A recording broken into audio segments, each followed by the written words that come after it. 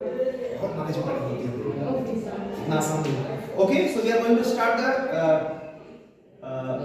Com 222 subject code है, book code इससे YCM का हम लोग ह्यूमन रिसोर्स मैनेजमेंट पढ़ रहे हैं। वी हैव गॉट 3 बुक्स, तो 3 बुक्स हैं इसमें। First is book 1 human resource, जिसमें we all study about human resource only. Human resource क्या होता है, मैनेजमेंट क्या है, प्लानिंग क्या है, all the things about industrial relations क्या है, all this things.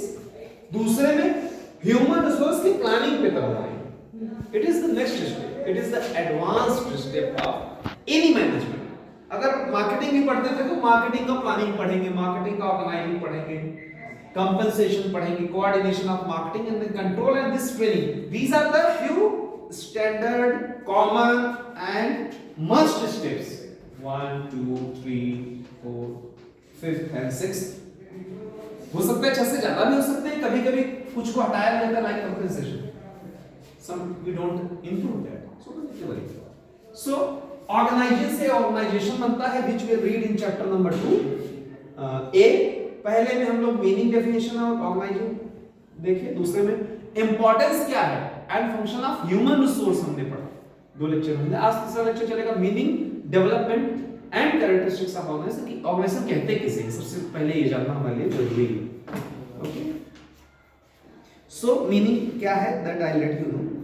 So as I have requested everyone, chapter का पहला पेज बहुत इंपॉर्टेंट है, which is the first page, जिसमें हम कंटेंट है और ऑब्जेक्टिव है। Can everybody see the content? Yes sir. This is the content, और कंटेंट में अगर आप ध्यान से देखोगे तो I will talk about subject description. This 221 2.2.01 से लेकर के 2.10 तक ये हम लोग पढ़ेंगे। सो बहुत ध्यान से मैं पढ़ रहा हूं, प्लीज लिसन। पहला मीनिंग, स्कोप एंड इंपॉर्टेंस, दूसरा benefit of strong organisation. There are 2 organisation, strong organisation and strong opposite क्या होगा, weak organisation. So are you want to make a part of weak organisation? कोई बनना चाहेगा? No sir.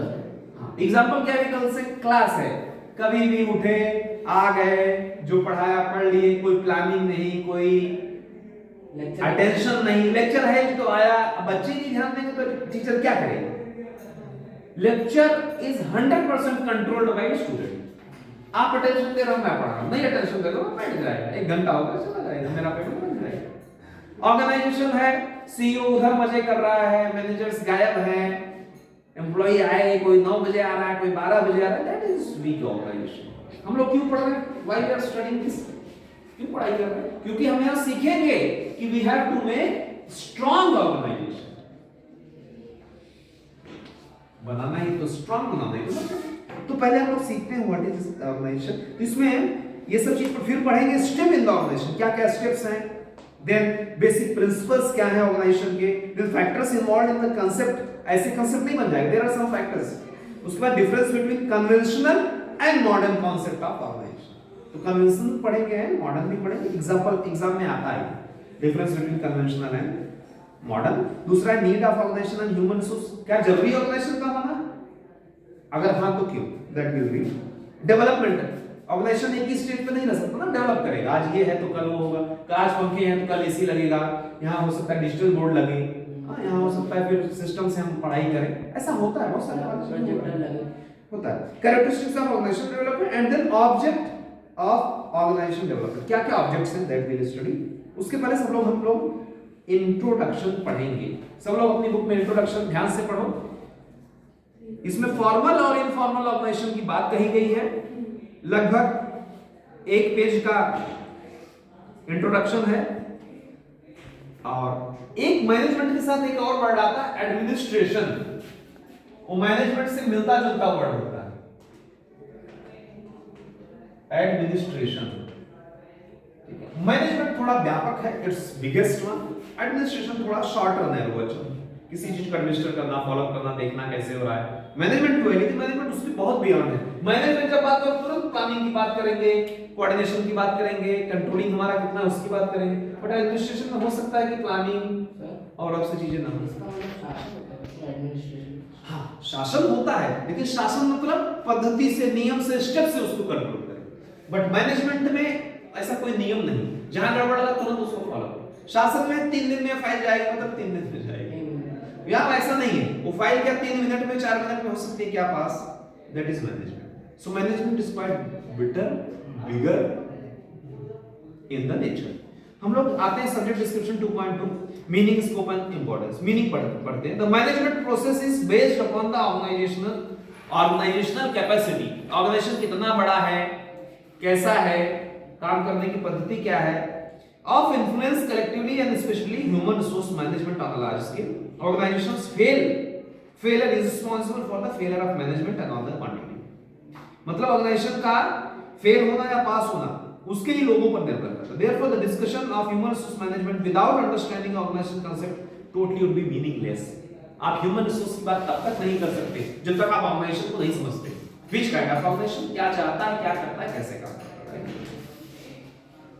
तो इसमें management process के बारे में डेफिनेशन दिया हुआ है, which we'll read, और इंस्पिरेशन इसमें कुछ पॉइंट्स दिए गए हैं। डायरेक्ट 5th पॉइंट आपके बुक में लिखा गया है। I don't know why it is coming directly.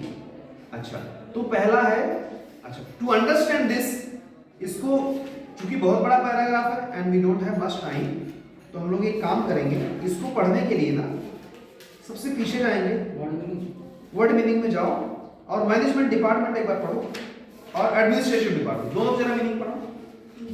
Management का मीनिंग क्या है डिपार्टमेंट का और एडमिनिस्ट्रेशन का।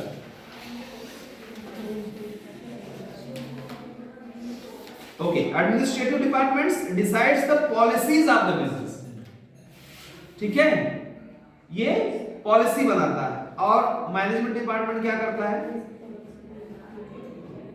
It is the department which has the responsibility of executing the designed plans. Designed plan को क्या कहते हैं? प्लानिंग चीजें, जो प्लान हो रखा है उसी को एग्जीक्यूट करना है, पढ़ना। अच्छा, एक चीज और मेरे साथ आप लोग को करना है। 5 मार्क के आपको क्वेश्चन आते हैं, पता है ना सबको? एक क्वेश्चन में 5 क्वेश्चन रहता है और 5 में से कितने सॉल्व करने रहते हैं? 4। मतलब एक क्वेश्चन से कितने मार्क लेके आने हैं? 20। और 5 क्वेश्चन रहते हैं, उसमें भी 4 ही करने रहते हैं। 24 जा 80 के आपको आंसर लिखने होते हैं। एग्जाम में सबको पता है ना, 80 मार्क का क्वेश्चन लिखना होता है, 20 का एक आंसर लिखना होता है। और 80 में से कितना परसेंट होना चाहिए? 32। 35 अगर आप याद रखें तो अच्छी बात है। 35 रख रही तो आप सेफर जोन में। 32 से कम आ गया तो आप फेल। कुछ लोग बोलते हैं सर मैं तो होम असाइनमेंट 20 मार्क पाया हूं, तो भी उसमें 22 मार्क लाऊंगा, तो भी आप फेल, क्योंकि दोनों में 40 लाना। हाँ, रिटन में आपको 32 और होम असाइनमेंट में 8 मार्क्स मिनिमम। अगर 8 के नीचे तो आप फेल। होम असाइनमेंट कितना मिलता है? 20। तुम 20 बोलोगे, मैं रेयर बोलूंगा। प्लांट लगाने के 10 मार्क्स और इसका 10 मार्क्स। मिला कितना है? 17 तक मिला। टीवाई में सावधान रहना, ये मेरे लेक्चर का उद्देश्य समझना। टीवाई आपको क्यों बता दूं 20 मिला उसको बता दूं, आपका मार्क थियरी से भी रिलेटेड रहता है। आई एम श्योर आपका थियरी मार्क बहुत अच्छा आया है, 80-90 आया है। श्योर पक्का फिक्स है। टीवाई में इस बार 80-90 लाने में आपको सर का पसीना, पैर का पसीना सर पे लाना पड़ेगा। You have to do hard work, right और रॉन्ग? अरे ऑनलाइन था इसलिए सब धक्का तक 80-90 पा रहे थे, अभी ऑनलाइन नहीं रहे। ऑफलाइन 80-90 आप पाए? Second year. अच्छा, चलो जो भी हो, अगर आपने किया है तो then you are on the right track. और मेहनत करना और अच्छे मार्क लाएंगे तो और अच्छा मार्क मिल सकता है। लेकिन इसमें तो 32 मार्क लाने ही है, और 32 मार्क लाने के लिए कम से कम 4 क्वेश्चन में से 2 क्वेश्चन आपको बढ़िया से करो। 4 मेरे पास एक क्वेश्चन, जैसे जो चेक करने वाला पेपर रहता है, वो हम लोग ने लेंथी आंसर लिखा है, एक पेज का एक आंसर लिखा है, तो जो चेक करने वाला सबसे पहले नजर उसका कहां पड़ता है, ऊपर नीचे या बीच में? नहीं, वो किस तरह का एग्जामिनर है वो देखना पड़ता है। मैं हूं तो मैं पहली लाइन देखूंगा, आपने शुरुआत कहां से किया है, क्या थॉट प्रोसेस लेके आपने आंसरिंग की, और वो तो पढ़ूंगा ही पढ़ूंगा। नीचे का लाइन में जरूर पढ़ूंगा, नीचे ना बीच का नहीं ना, बीच का भी जरूर पढ़ूंगा।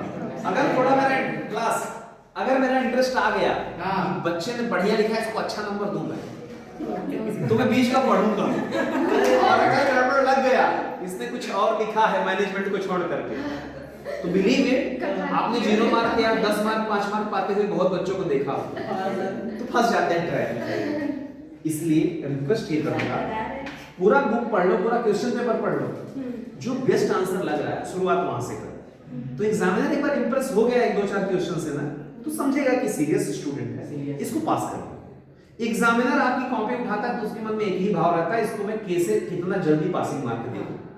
Passing marks, passing mark sir अगर राइटिंग अच्छा रहा तो एग्जामिनर का कैसा मूड रहता है? बढ़िया है। और अगर खराब रहा तो डेफिनेटली वो बोलेगा पागल समझा है मुझको, टाइम क्यों बर्बाद करो। तो मीडियम से तो देखो एग्जामिनर का एक ही उद्देश्य, आपको पास करना। आप अच्छे से करोगे, अच्छा एकदम सिंपल, एग्जामिनर की जगह आप खुद बैठ जाओ बस। मैं पेपर चेक किया था, बहुत बुरा लगा। आपका अपना कॉपी समझो आपके दोस्त का है, आपका भाई का है, आपके बाजू वाले का है, और उसकी एग्जामिनर आप है। जैसे भाव आपके मन में आए तो विश्वास करो वैसे भाव उसके मन में रहे, उससे अच्छा भाव उसके मन में रहे। कैसे क्वेश्चंस, इधर देखो कैसे क्वेश्चंस आएंगे, ये देखो क्वेश्चंस ऐसे क्वेश्चंस आएंगे। 2-3 क्वेश्चन इंपॉर्टेंट बता रहा हूं। व्हाट इज ऑर्गेनाइजेशन, ये 100% आता है। दूसरा है व्हाट इज मैनेजमेंट, और तीसरा है व्हाट इज एडमिनिस्ट्रेशन, और चौथा है what is 4 function of organisation. 4 function कौन कौन से हैं, तो हम लोग चलो यही 4-5 चीज पढ़ेंगे। अब हम लोग आगे बढ़ेंगे, न्यू टॉपिक। पेज नंबर है इसमें, पेज नंबर ही नहीं है, नीचे नहीं है इसमें। 38 और 39 पढ़ेंगे। 38 में आते हैं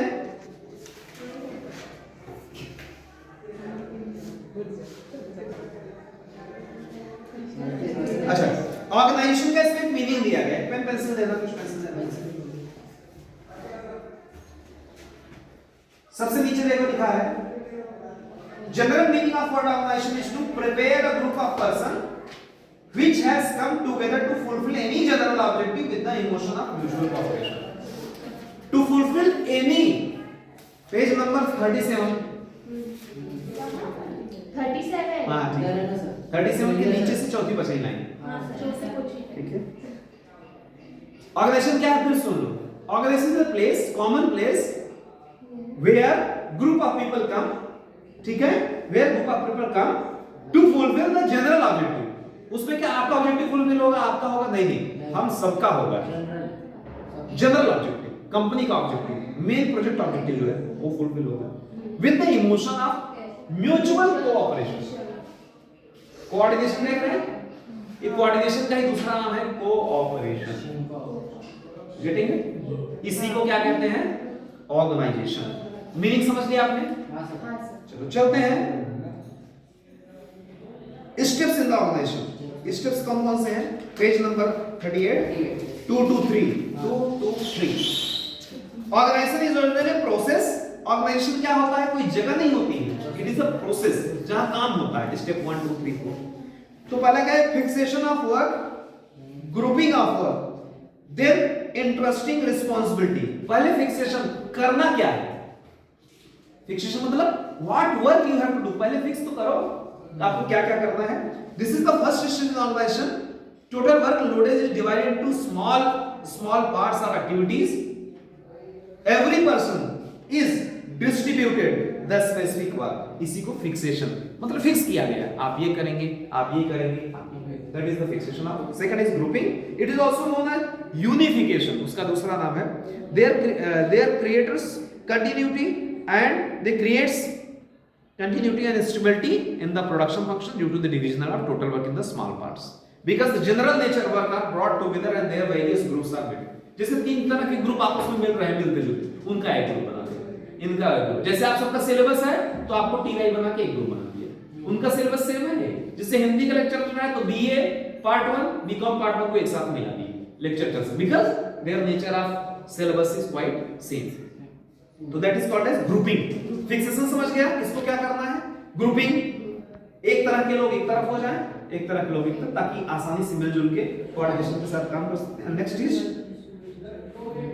हाँ इंटरेस्टिंग, और चौथा है delegation of authority. Delegation of authority बहुत इंपॉर्टेंट है, एग्जाम में आता ही आता है और जीवन में भी बहुत इंपॉर्टेंट चीज है, उसको मैं समझाऊंगा। इंटरेस्टिंग रिस्पांसिबिलिटी टू पर्टिकुलर, मतलब After grouping the specific process in each group is entrusted to particular worker or employee to fulfill in this activity. The distribution of work among particular employees means holding them responsible for the accomplishment of that work. This process is very much beneficial in fixing responsibility.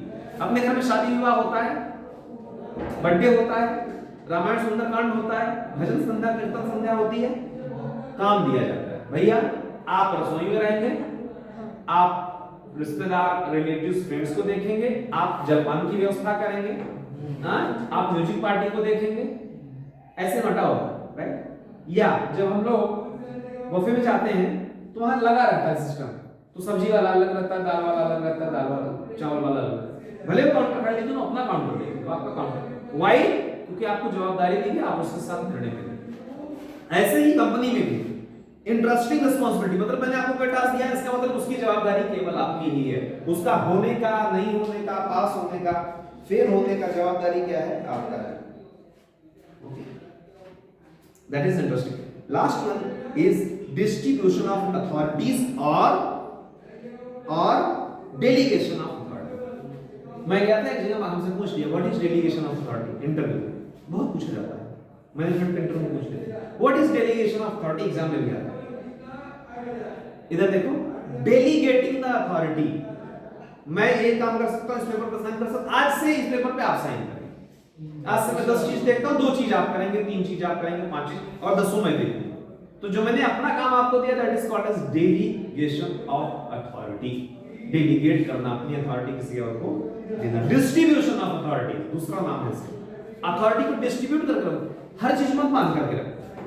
अगर पूरे company को एक ही आदमी बांध कर रखे हर function को, तो क्या पॉसिबल है, चल सकता है? नहीं सर, सब जगह नहीं देख पाएगा, इफेक्टिविटी नहीं हो पाएगी, मजेदार रिजल्ट्स कंपनी को। इसलिए हर यूनिट का एक हेड अलग बनाया जाता है, हर चीज को अलग अलग आदमी में बांटा जाता है। एक बहुत इंपॉर्टेंट चीज इसमें कही गई है, responsibility and authority are two sides of coin. Responsibility अलग होती है, अथॉरिटी आपको बोल दिया है काम करो, लेकिन उस काम में आप कोई डिसीजन नहीं ले सकते हो, you can not do any decisions. तो क्या उस काम करने में मजा आएगी आपको? बिल्कुल नहीं है, क्योंकि you have got the responsibility but you have not got the authority. Responsibility दे दिया है, काम आप करेंगे, बट अथॉरिटी मैंने दिया ही नहीं, तो काम क्या होगा, अच्छे से नहीं होगा। Then what you have to do, along with the responsibility you have to pass the authority to the next person। so responsibility and authority दोनों आपके पास होना चाहिए, तभी मैनेजमेंट का मजा आएगा। अगला है, जैसा कि हमने पढ़ा, बेनिफिट्स ऑफ स्ट्रांग और वीक ऑर्गेनाइजेशन होते हैं, फॉर्मल इनफॉर्मल ऑर्गेनाइजेशन होते हैं, वो हमने पढ़ा। तो बेनिफिट्स ऑफ स्ट्रांग, सीधी सी बात है, असिस्टेंट टू एडमिनिस्ट्रेशन। अगर आपका स्ट्रांग ऑर्गेनाइजेशन, स्ट्रांग ऑर्गेनाइजेशन मतलब क्या होता है, everything is visible, everything is known to others, everybody is knowing where is what, सबको पता है रियल टाइम में। अगर सीईओ एज सीईओ मैं जानना चाहूं मेरी कंपनी का, मुझे पता होना चाहिए with in 2 minutes I should know what is happening with me और माय कंपनी। 5 दिन नहीं लगने चाहिए डेटा कलेक्ट करने में, रिपोर्ट देखने में, वहां क्या चल रहा है। एंड ऑफ द डे मुझे पर डे का कुछ ना कुछ मिलना चाहिए डिटेल में, क्या चल रहा है मेरे में। मुझे नहीं जानना चाहिए आपके पास, बताओ जरा कर, नहीं शाम को आप भेज दो भैया ऐसा ऐसा मेरे यहाँ चल रहा है। So that is strong organisation. Strong organisation का एक नाम और है टफ, स्ट्रांग और टफ ऑर्गेनाइजेशन, TOUG ऑर्गेनाइजेशन का टाइप है। तो यहां क्या होता है, असिस्टेंट टू एडमिनिस्ट्रेशन। अगर प्लान अच्छे से तैयार है, सिस्टमैटिक है, ऑर्डर में है, there is much beneficial to the administration. Policy बनाने में, काम करने में, फॉलो करने में बहुत मजा आएगा। It's really wonderful. ठीक है, तो ये है असिस्टेंस। दूसरा असिस्टेंस टू डेवलपमेंट, जब आपका एडमिनिस्ट्रेशन अच्छा होगा तो डेवलपमेंट भी आपका प्रोग्रेस भी अच्छा होगा। Organisation structure is such a framework in which industries develop, business develops on all sides but it is within the predetermined borders with the help of strong organisation. अगर आपका organisation strong नहीं है तो आपके development सही दिशा में नहीं जाएगा। हो सकता है कि बिजनेस बहुत आगे चला जाए, बाकी चीजें छूट जाए, whereas you could have done the same progress in other businesses। अगला है ample use of advanced technology। अगर आपके पास strong organization है, you know each and every factor, you know each and everything, तो क्या होगा, जितनी भी टेक्नोलॉजीज हैं उतना आप हर चीज यूज कर सकते हो। रिपोर्टिंग हो गया, टूल हो गया, सिस्टम हो गया, आईटी हो गया, मार्केटिंग हो गया, एवरीथिंग यू कैन यूज।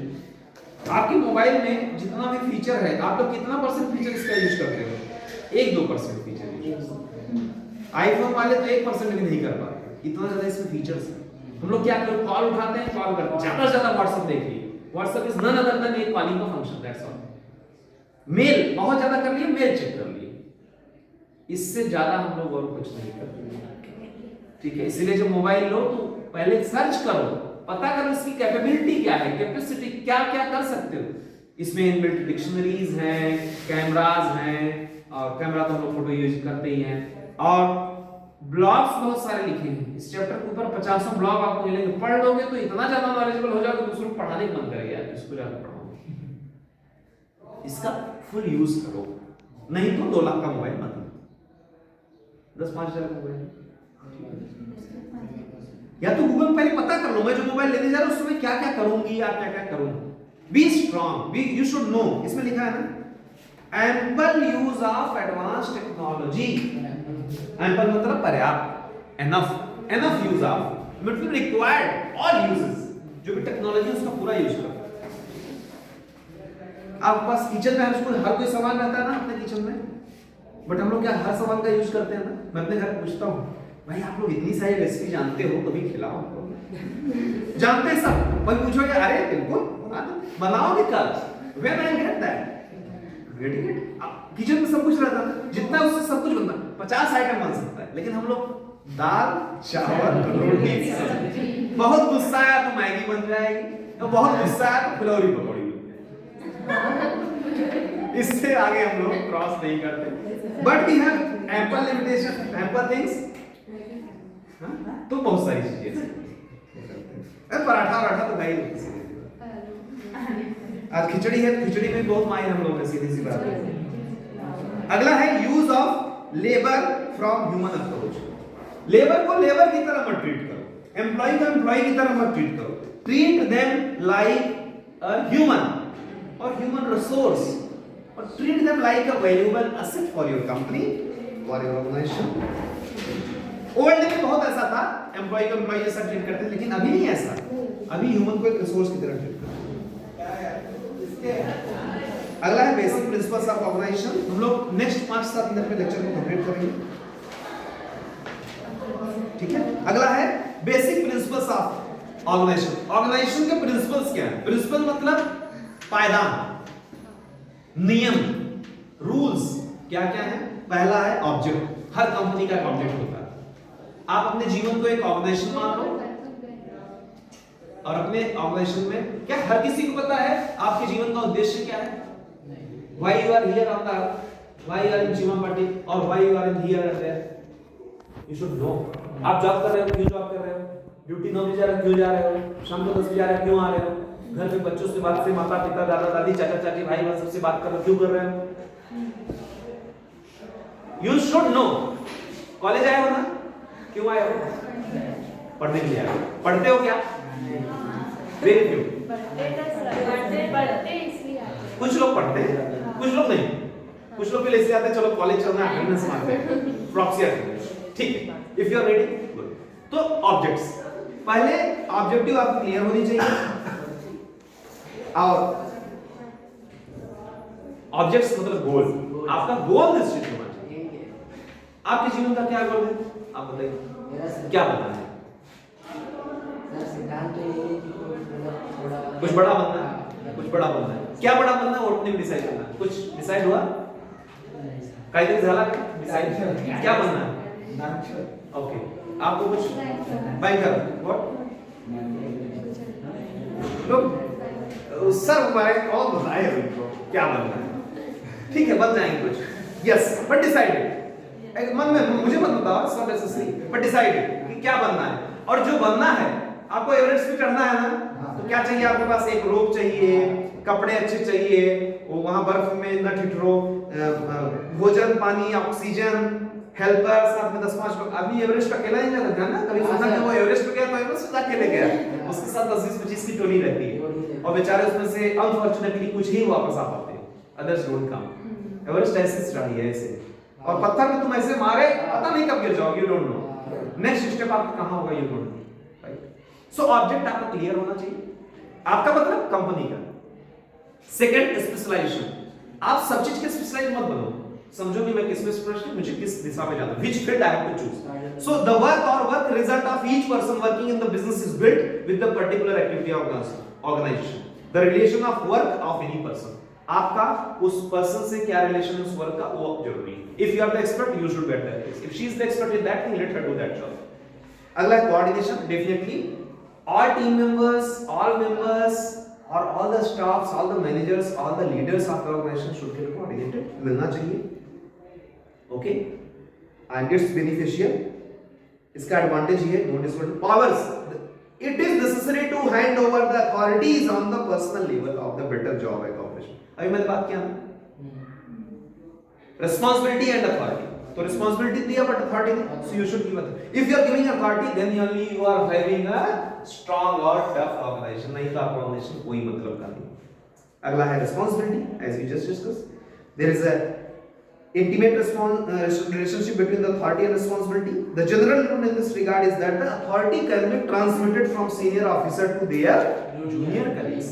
अगला है to define the ultimate aim of business organization to achieve maximum production with expending minimum resource.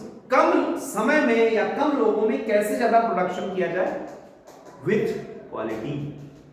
ऐसा नहीं क्वालिटी साइड में है तो बस क्यों प्रोडक्शन ही देखो ना. Production it means that with quality. अगर क्वालिटी के साथ नहीं तो नहीं. अगला है to define हो गया. दूसरा mutual relations. Okay. Mutual relations मतलब mutual relations the process of actions and reactions. मैं आपके साथ अच्छा व्यवहार कर रहा हूँ, आप भी मेरे साथ अच्छा करो, ताकि वहाँ पर एक अच्छा रिलेशनशिप बिल्ड होगा, उससे प्रॉफिट ही है अपना. Will result more products. Thoughts ideas आएंगे, एक दूसरे से बात करेंगे. हम प्रॉब्लम में तो आप सजेस्ट करोगे, आप प्रॉब्लम में तो मैं आऊंगा, नहीं तो भाई तू अपना दे मैं अपना दे, और दोनों प्रॉब्लम में रहेंगे. अक्सर घर में, फैमिली में, स्कूल में, कॉलेज में, टीम में प्रॉब्लम ये है तू अपना देख मैं अपना देखेगा. तेरे से कमजोर है क्या मैं, तेरे से कम पढ़ा लिखा है क्या मैं. लेकिन ऐसा नहीं होता. When two people come together इतने थॉट प्रोसेस आते हैं, इतनी प्रॉब्लम सॉल्व हो जाती है. पूछो मुझसे जब बोलता है वो सर मेरे पास प्रॉब्लम्स आते हैं, सर ये प्रॉब्लम है, मैं उसको प्रश्न करता हूँ, 2-3 प्रश्न करता हूँ, उसका उत्तर उसी के पास रहता है. चलो भाई तुमने ही आंसर दिया, मैंने क्या किया, कुछ नहीं. ये जो मैं कथा सुनाता हूँ तो लोग समस्याएं आती हैं, कथा के बाद में 5 समस्याओं की बात करता हूँ. हाँ आपको क्या जानना है, ये अच्छा ऐसा है तो ऐसा. तो समस्याएं जहां से आ रही वहीं से उसका resolution. Span of control. The area of work of the person in the organization over which he has the control is known as his span of control. जैसे you are doing some work, तो आपको उस पर control होगा, कितने समय में पूरा होना है, कैसे पूरा होना है, क्या क्वालिटी है क्या नहीं है. So that is your span of control and that should be limited. आपको लिमिटेड मतलब that should be defined कि आपको क्या है क्या नहीं है. अगला equilibrium. It is very equilibrium. Equilibrium क्या होता है? It is a very much important to achieve equilibrium among various functions or processes in the healthy organization. Any organization does not become effective unless it is stable. तो आपको stable होना, आपको पता होना चाहिए 8 घंटे में मेरा इतनी प्रोडक्टिविटी विद दिस क्वालिटी आती है. जब आपको पता हो जाएगा तब आप एक काउंट और बढ़ा सकते हैं विद क्वालिटी, 2 काउंट और बढ़ा सकते हैं, प्रोग्रेस कर सकते हैं. जैसे आप एक महीने मान लो 5 लाख कमा रहे हो, तो अगले महीने 10 तो नहीं कमा लोगे इजीली.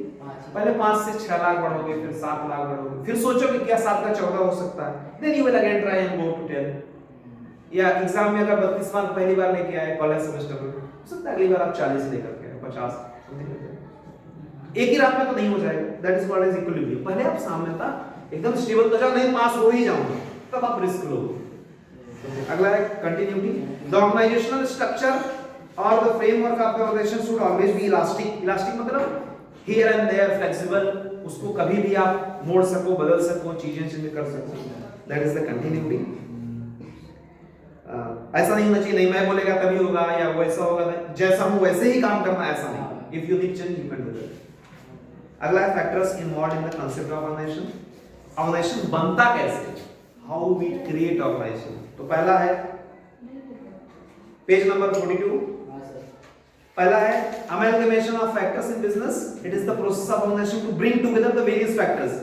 कैपिटल, कंपनी कैसे बनती है, पहले कुछ पैसा आता है, फिर कुछ लोग आते हैं, फिर मटेरियल आता है, फिर जगह आती है, फिर उसमें एक आदमी एंटरप्रेन्योर बन करके आता है, सब चीजों को इकट्ठा करके फिर चलाता है। So that is the amalgamation, मतलब जोड़ने को अमलगमेशन कहते हैं। अगला है क्रिएशन ऑफ फॉर्मल रिलेशंस। तो जब सब चीजें आपके पास आ जाएंगी तो उसके बीच में, सबके बीच में रिलेशनशिप बनाना पड़ेगा कि आप इससे क्यों जुड़े, इस चीज से आपका क्या रिलेशन, इस चीज से इनका क्या रिलेशन, इस चीज से इनका, and how you work together. अगला है deciding the responsibility of senior officers. अगर रिस्पांसिबिलिटी डिसाइड नहीं है तो then it will not be manage. कल के दिन आप बोलोगे सर ये तो मेरा काम नहीं था, ये बोलेंगे तो मेरा काम नहीं था, मैं बोलेगा। इसीलिए रिस्पांसिबिलिटी फिक्स। स्कूल में होता है ना, भाई तुम मैथ्स पढ़ाएगा, भाई तुम हिस्ट्री पढ़ाएगा, भाई तुम इंग्लिश पढ़ाएगा। क्यों ऐसा होता है? नहीं तो बोलेंगे तो मेरा काम नहीं था, मैं नहीं करेगा, मेरा नहीं हुआ तो मैं क्या करेगा सर, भाई तुम्हारा सब्जेक्ट तुमको बोला गया तो नहीं। अगला है control of organisation process. The organisation of collective works is essential to accomplish the determined objective of the business. आपको पहले ही बोला गया था क्या क्या करना है, प्लानिंग करके पहले ही बोल दिया गया था। तो इसीलिए आपको फिक्स है कि 2 महीने में ये काम होना था, नहीं हुआ, क्यों नहीं हुआ, करिए। That is called as controlling. ये देखो बार-बार हम लोग यही टर्म्स पढ़ेंगे मैनेजमेंट में, इन 4-5 से बढ़ के कुछ अलग आएगा नहीं, हर जगह यही पढ़ोगे आप। इसलिए ये 4-5 चीज याद करके रखो, मैनेजमेंट में पास हो जाओ। ये केवल जितना बोर्ड पे मैंने चीज लिख दिया इतना पढ़ लिए तो फेल नहीं होगा, तब लेकिन तब कर देंगे वो पढ़ने में संभावना इसमें है। अरे 100% ये सब इतने क्वेश्चन तो 100% आने ही हैं क्वेश्चन पेपर। लिख के ले लो, वीडियो रिकॉर्डिंग आपको याद दिलाता रहेगा, सर ने बोला था YouTube पे डालूंगा इसको। Difference between conventional and modern operation. Conventional क्या होता है, कोई बताएगा? What is conventional?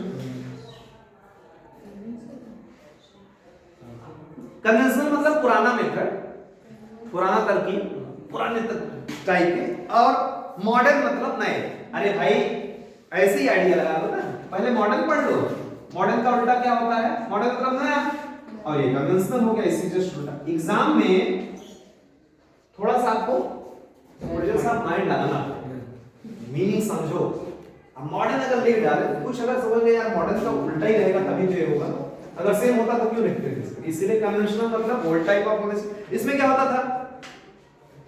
More stress is given on authority, ये किसका काम है, कौन करेगा। अगला responsibility with the particular post, ये काम ये पोस्ट का ही। अभी ऐसा नहीं है भाई, ये काम कोई भी कर सकता है मॉडर्न में। इसमें all persons in the organisation are participation given. इसमें है it is concentrated among the senior officers, decision making. इसमें क्या है?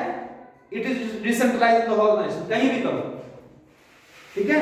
तो पहला नेचर, इसमें नेचर पढ़ लो, इसका नेचर क्या है, दूसरा है स्ट्रक्चर, तीसरा रिस्पांसिबिलिटी, चौथा डिसीजन मेकिंग, पांचवा है formality.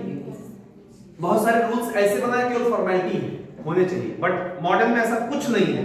Informal rules and very less system are form, बहुत ज्यादा इसमें नहीं लगता। इसमें अप्रोच, इसमें लगता है जैसे रूलिंग विद पीपल, तुमको ये करना है, मैं बॉस बोल रहा हूं ना, लेकिन यहां ऐसा नहीं। Ruling with people is not there, it's democratic. No separate and free system. Communication, आपने मैनेजर के मैनेजर को बात नहीं कर सकते थे पुराने सिस्टम, याद है कि नहीं आपको? एक आईएएस अपने इमीडिएट को ही जस्ट बोल सकता है उसके ऊपर, यहां ऐसा नहीं है, you can talk to anybody. समझ गए कि नहीं? पहले बोलते हैं तुम मेरे पास सही से गया, मुझसे बात किया क्या, मेरा बोल लिया क्या, साइन किया क्या, मेरा नहीं हुआ। अब ये it's not like you can talk to anybody. Elasticity थी क्या? इलास्टिसिटी लगती है क्या कन्वेंशनल में होगी? इलास्टिसिटी होगी कि नहीं कन्वेंशनल में? नहीं है, ना के बराबर। यहां भरपूर इलास्टिसिटी मतलब going anywhere, talking to anyone, doing anything, like a watershed. Exactly. अगला है objectives, they are fixed and difficult to change. यहां ऑब्जेक्टिव फिक्स्ड है और यहां फिक्स नहीं है, it can be change with the time. Supervision very rigid, rigid मतलब एकदम स्ट्रिक्ट, जटिल, और यहां पर एकदम फ्री है, इलास्टिक।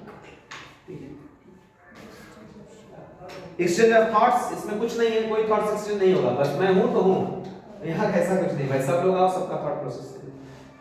ये एट फॉर एडमिनिस्ट्रेटिव सिस्टम और it is done through various mediums. Coordination, इसमें कोऑर्डिनेशन कैसे होगा? जो एडमिनिस्ट्रेटिव रूल्स करते हैं उस हिसाब से होगा। इसमें कैसे होगा? कैसे भी करो, काम होना चाहिए। वेरियस मीडियम्स, बहुत सारे mediums. So we are done with the difference between conventional and modern concept of coordination. अगला है need of organisation and human resource. इतना पढ़ने के बाद अगर कोई आपसे पूछे कि ह्यूमन रिसोर्स मैनेजमेंट की जरूरत है क्या, तो आपका उत्तर आएगा हाँ। बिल्कुल है, क्योंकि चीजों कौन डिसाइड करेगा? हु विल डिसाइड कि स्ट्रॉन्ग बनना है, टफ बनना है कि नहीं बनना है, वीक बनना है, मॉडर्न बनना है कि कन्वेंशनल पड़े रहना है? Who will decide? Human resource management will decide. In short, organisation is a well planned social process which is presented by the function of many people or by the systematic construction in them, whose main objective is to fulfill the business objective, and for that purpose organization authorship, handing over of authorities and fixation of responsibility। इधर देखो ऊपर से दूसरा paragraph, 2-3 line पढ़ लो बस। Same चीज क्या लिखा गया? What is organisation? It is a common place where people come with common objective, और जिससे पूरे ऑर्गेनाइजेशन का फायदा होता है, उसके जरिए आपका भी हमारा भी फायदा। Okay,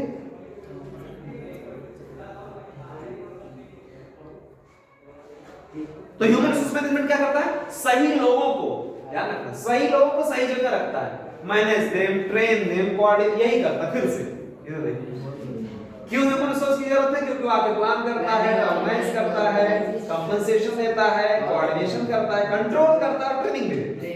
right. अगला है 2.2.8 डेवलपमेंट ऑफ ऑर्गेनाइजेशन। मुझे तो लगता है एक चैप्टर पढ़ने से पूरा बुक कवर हो जाएगा। इसी चैप्टर में पूरे बुक की जान है।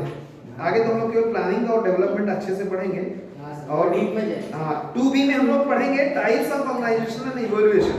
ऑर्गेनाइजेशन के टाइप क्या क्या हैं, एक बार मैं जरा ये कवर कर रहा हूं, तो वहां भी देख लो बोले चैप्टर में ऑर्गेनाइजेशन के टाइप्स क्या क्या हैं। और हाँ, इसमें फॉर्मल और इनफॉर्मल आगे हम पढ़ेंगे। हाँ, वो भी ऐसे ही है, कन्वेंशनल मॉडल की तरह ही है, इजी है, पढ़ के आएंगे तो इजी जाएगा आपको। चैप्टर थोड़ा सा बड़ा दिख रहा है बट इजी है, वो भी हम पढ़ेंगे। हाँ, इसको कंप्लीट कर लेते हैं, डेवलपमेंट ऑफ ऑर्गेनाइजेशन। हाँ, दो 3 टॉपिक हैं। Development of organisation, better business is the result of better organisation. Development मतलब what is mean by development? Developing the things, growing the things, making the things, enhancing the things, advancing the things, expanding the things, managing the things in better way, that is called as development. अरे कहते हैं भाई तू तेरा क्या development हुआ पिछले 2 साल से पढ़ रहा है? तूने कितना डेवलप किया? डेवलपमेंट में तूने कितना डेवलप किया? इतने से तू मेरे यहाँ आ रहा है, इतने से तू कमा रहा है, क्या डेवलपमेंट किया तूने? That is the question, development of organisation. तो डेवलपमेंट ऑफ ऑर्गेनाइजेशन क्या है? Better business is the result of better organisation.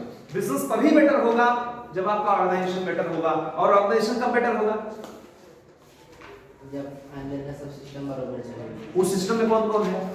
Head, उसके नीचे वाले हेड, उसके नीचे वर्कर्स, पर्संस, हाँ, workers, money, infrastructure, tools, techniques. Yes, बोला सही। आप लोग ये तुरंत जा रहा हूं, give me 5 minutes more. Thank you. So business better is the result of better organization, better business, and organization are created with the collective work of better people. That's all. Better people से better organization, और better organization से better business. बस development of organisation business में इतना ही है। अब इसके बाद organisation development is such a process of accepting various techniques and methods in which organisation is made competent to retain its own existence by recruiting the people in it and developing them in possibly effective way। हर एक company क्या 50 लोग से शुरू होती है? पहले 2 ही 3 लोग होते हैं। कुछ अच्छा करते हैं तो उनको लगता है यार 2 लोग और ले लो, फिर और अच्छा करते हैं भाई 5 लोग और ले लो। बिजनेस बढ़ रहा है, हमें लोग चाहिए, इफेक्टिव चीजें होनी चाहिए। पहले क्वालिटी ये सब एक ही आदमी देखता था, अभी अलग-अलग आदमी लगता है। हाँ, पहले 3 सब्जेक्ट एक ही टीचर पढ़ाता था, नहीं भाई बढ़िया काम करना है, पैसा मिल रहा है पब्लिक से, 3 टीचर अलग, अभी 5 टीचर अलग, 2 सब्जेक्ट के लिए आएंगे, 2 टॉपिक के लिए आएंगे, 3 टॉपिक के लिए प्रोफेसर काम करेंगे। ऑर्गेनाइजेशन डेवलपमेंट पे ध्यान देगा। आप खुद के लिए सोचो, मैं 3 साल से पढ़ रहा हूँ, 5 साल से पढ़ रहा हूँ, उतने ही मार्क आते हैं, कभी बढ़ नहीं रहे, या मुझे जितनी इंग्लिश की फ्लुएंसी थी उतनी ही है अभी तक, मैं ग्रो नहीं किया। हाँ, मैं अपनी कंपनी जो जॉब 5 साल पहले करता था, 2 साल पहले करता, आज भी वही कर रहा हूँ, फिर मेरे पढ़ने क्या मतलब? Have you thought? कभी आपने सोचा कि मैं पहले भी 1 से 5 तक पढ़ाता था, अभी भी 1 से 5 तक पढ़ाता, ग्रो क्यों नहीं किया? तो चेंज अपने खुद में सोचो कि मेरे बेटर पीपल नहीं है, मेरे पास बेटर प्रोसेस नहीं है, बेटर रिसोर्स नहीं है, that you have to think. और जब आप मेरे साथ हो स्पेशली तो आपको सोचने पर मैं मजबूर कर दूंगा, भले ही आप बाहर जाके बोलो क्या बकवास करते हो। बहुत पूछता है क्वेश्चंस, मैं पूछता हूँ। कोई टीचर आपसे कभी पूछा है क्या बनना चाहते हो, उसको क्या पढ़ी, अरे यार पढ़ा पैसा लिया गया, उसको आपसे क्या लेना देना, पूछा है किसी ने? नहीं पूछा, पूछेगा ही, क्यों पूछेगा, उसका काम नहीं है। लेकिन मेरा काम है कि मैं ये 3 4 5 3 8 10 लोगों को पढ़ा रहा हूँ, मतलब 10 लोगों के लंबे कैरियर तक अगर आप मेरे साथ जुड़े रहोगे, मैं आता है क्यों बोला चैनल सब्सक्राइब करो, लोगों क्यों बोलता हूँ मेरा चैनल देखो, क्योंकि जुड़े रहोगे। अगर साल भर में महीने भर में एक भी वीडियो देख लिया तो आपकी जिंदगी को उतना बदलने के लिए काफी है। अब बोलोगे सर आप वीडियो में बोलते बहुत कुछ हो, लाइन में लिखते बहुत कम, क्योंकि 100 वर्ड के आगे में जा नहीं सकता और आप डिस्क्रिप्शन पढ़ने के लिए रेडी नहीं हो, क्योंकि वीडियो क्लिक करोगे तब जाके डिस्क्रिप्शन पढ़ोगे, वो सब चीजें करोगे नहीं, आप इन्वेस्ट नहीं करोगे, रिटर्न तो चाहिए, कुछ लोगों को रिटर्न तो नहीं चाहिए। ये जिसको रिटर्न चाहिए थोड़ा समय का इन्वेस्टमेंट दें और जीवन बहुत सुंदर है, इट्स वेरी ब्यूटीफुल। मेरा काम ही है आपके जीवन में आ रही समस्याओं से जो बताओगे ना उसमें से 4 चीज निकाल कर रख दूंगा। पहले बोलूंगा इसको साइड में, मेरी चीज से ही कर एकदम लाइफ बढ़िया। एक छोटा सा एग्जांपल, जैसे मैं आते ही सबसे बोलता हूं कितने मित्र हैं आपस, कितने मित्र sir, how many friends you have, how many you आपके पास कितने friends, so many 20 make it 0, how many, madam आपके पास कितने फ्रेंड्स हैं, make it 0, make it 0 if you want to grow, if very good then you are going to get success। मैं अपनी motivational speech में कहता हूँ how many your friend counts, फिर मैं उनको कहता हूँ अभी उन 20 फ्रेंडों को फोन लगाओ, उनको बोलो 2 लाख रुपए ब्रिजेश पांडे को चाहिए, आप मुझे दे दीजिए। जो आपको 2 लाख में से बोला हाँ 200 रुपए अकाउंट में मैं अभी ट्रांसफर कर रही हूँ, 200 रुपया है अभी ट्रांसफर कर रही हूँ, वो आपका सच्चा फ्रेंड है। और जो बोला नहीं नहीं भाई कल से फोन मत करना, अनफॉलो, कहने का मतलब ये है कि nobody is your real friend, everybody is there only for some reason, स्वार्थ। मैं खुलेआम कह रहा हूँ, न मेरा कोई दोस्त है न मैं किसी का दोस्त हूँ। कुछ लोग मुझसे डिसएग्री होंगे, that 1% always exists। मैं सर आपसे पूरा एग्री, इसलिए मैंने एक भी फ्रेंड, बस that's all। इसका मतलब ये नहीं बाकियों के फ्रेंड नहीं होने चाहिए। If you are enjoying your friendship and all these things, आपको बहुत बढ़िया गिफ्ट है, उपहार है, मेरी तरफ से बहुत सारा स्वागत है। Let us complete 2 more topics and then end the class। अकेले से आगे बढ़ा नहीं जाता, आपको आगे फास्ट ही बढ़ना है, दूर बढ़ना है। Don't make them friends, make them mentor, make them guide, make them teacher, make them inspirational, motivators, make network, don't make friends, friends will pull your legs, network will make you grow। Party ये वो चल वहाँ चलते हैं, time pass, ठीक है, वो हमसे डिसएग्री है, she is telling no I don't agree with you, yes you should be provided देखने का नजरिया सबका अलग है, but 99% अभी क्लास ही देख लो, एग्री लोग करते हैं कि yes you should be in that। अब एक छोटा सा ट्रिक भी है, 20 लोग है ना, प्रायोरिटी वाइज चेक करो कि लोग हमारे किस काम में आते हैं, मैं इनके लिए किस काम में आई थी, एंड मेरे 10 बार आवश्यकता जब थी तो कितनी बार मेरे लिए रेफर किए, उनके फेसबुक फ्रेंड्स हैं या मोबाइल पर फ्रेंड्स हैं या एसएमएस या व्हाट्सएप वाले ही फ्रेंड्स हैं या बियॉन्ड दैट। तो कभी किसी फ्रेंड ने आपसे पूछा आपका नाम क्या है, नीतू, कभी पूछा नीतू आप इसी जगह हो, आपको थोड़ा और आगे जाना चाहिए, यू शुड ग्रो, आपका कंपनसेशन ग्रो होना चाहिए, आपकी पोजीशन, किसी फ्रेंड ने ऐसा कहा? मेरी फ्रेंड है, very good, then she is the right friend। 5 साल से हमारी फ्रेंडशिप है sir, then she is not the friend, she is more about mentor, guide kind of person। Guide करती हूँ मुझे, so she is got the right, क्या गलत, मेरा नाम उसको बहुत टोकता हो, जब पीछे कोई well that's nice। चलो we have 2 more topics, characteristics of organization development। कैसे कहोगे कि organization development हो रहा है, how will you know कि आप बढ़ रहे हो, आपका ऑर्गेनाइजेशन बढ़ रहा है, आपका ओहदा बढ़ रहा है, आपका लेवल बढ़ रहा है। पहला है organisation development is related with the whole activities of organisation and it helps to create mutual coordination. जब आपको लगने लगे कि सारे डिवीजन में म्यूचुअल कोऑर्डिनेशन हो रहा है तो आप समझो डेवलप कर रहे हैं। दूसरा organisation development is connected with the creation of mutual relationship, सबके बीच में म्यूचुअल रिलेशनशिप बढ़ रहा है, then you are growing. There is system of using particular person who brings the changes. आपकी टीम में आपके यहां आइडियाज जनरेट करने वाले लोग बढ़ रहे हैं तो आप क्या कर रहे हैं, तब आप डेवलप कर रहे हैं। सर डेवलप आएगा सर उसमें, डेवलपमेंट, ठीक है। और क्या है, organisation development is a wide concept in which सब techniques such as management development, training, ये सब हो रही है तो आप डेवलप कर रहे हो। Organisation development is based on some fundamental theories and research, आपके यहाँ थियरी या रिसर्च हो रहा है, रिसर्च डेवलपमेंट हो रहा है तो आप ग्रो कर रहे हो। अगर ये सब नहीं कर रहे हैं तो you are not growing, you are just doing your business, ठीक है। Organisation development helps in fulfilment of information and instructions for the participant person. कोई आ रहा है तो आपके यहाँ से कुछ लेकर जा रहा है, knowledge, income, then you are growing. There is very much important to research department, मैं बोला R&D, अगर रिसर्च डिपार्टमेंट आपके यहाँ नहीं है तो then you are nowhere. Techniques of education through experience, हर कंपनियां आजकल बच्चों को बुलाकर अप्रेंटिसशिप करवाती है। Why? They want to develop. उनसे ऐसे नहीं तुमको बुला के बस 2 महीना काम करा के भेज, no, they take so many things from you, you don't know. You are giving the thought process, ideas, new innovation. Last topic, object of organization development. क्यों ऑर्गेनाइजेशन डेवलपमेंट करते हैं लोग, क्यों करना चाहिए, क्यों जरूरी है? तो the main objective of organization development to improve the organization's efficiency. Development क्यों जरूरी है? उसकी एफिशिएंसी बढ़ाने के लिए। मैं कहता हूं आप ग्रो करो, आप डेवलप करो। क्यों करो? आपकी एफिशिएंसी बढ़ेगी। अगर आप 10 बच्चे आज पढ़ा रहे हैं तो कल 50 बच्चे पढ़ा रहे हो, आज 1 लाख कमा रहे हो तो कल 5 लाख कमाओगे। That is called as the development. To increase the freeness in the communication of employee, उससे बढ़ेगा, ऑर्गेनाइजेशन डेवलपमेंट होगा तो। To indulge the members in the process in analysis and execution, to encourage the employee for the discussion of to research effectively, try to enhance the tendency in mutual cooperations, to increase the awareness of personal and collective responsibility। कुल मिलाकर लोगों को finally पता चल जाए मैं यहाँ क्यों आया हूँ, सैलरी क्यों लेता हूँ और काम क्यों कर रहा हूँ और मैं कंपनी को कितना बढ़ा रहा हूँ। ये सब जब जानकारी हो जाएगी तो ऑर्गेनाइजेशन डेवलपमेंट सक्सेस हो जाएगा। By this we are closing this. We have more topics, organization development, vertical organization and horizontal organizations. यहाँ हम लोग हॉरिजॉन्टल में मिनिमम लेवल ऑफ मैनेजमेंट होता है और वर्टिकल में managerial chain from top to bottom होगा। ये इंपॉर्टेंट क्वेश्चंस है। That's all about this chapter. We will see unit 2 types of organisation and evaluation. Thank you very much.